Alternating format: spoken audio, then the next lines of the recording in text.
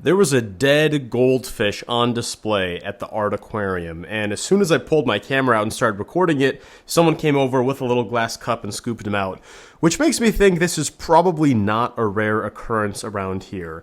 This probably happens quite often, especially given the fact that like 90% of the enclosures in here are just stressful and not good for goldfish. Now, these ones right here are actually the best enclosures I saw from all the things in here.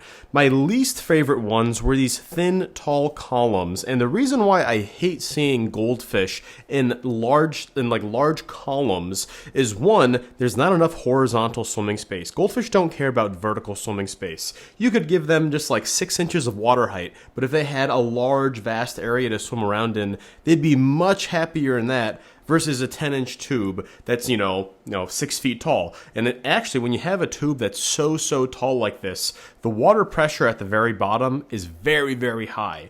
And especially for fancy goldfish, they don't like having that crazy high water pressure. I don't know if you guys knew this, but it's the water height, not the total volume or how wide a tank is, but it's the water height alone that is responsible for the water pressure. So even in this thin, little column here, having it be 7 feet tall means the water pressure at the bottom of that 7-foot area is pretty intense. And for a fancy goldfish like that were in some of these other columns, that's really not good for a fancy goldfish. That's just too much pressure. And to make matters worse, in the super thin columns, there was a pretty heavy amount of oxygenation, right through the middle of the column, meaning there was no still area for the goldfish to kind of chill out and kind of rest and sleep without being moved by the current.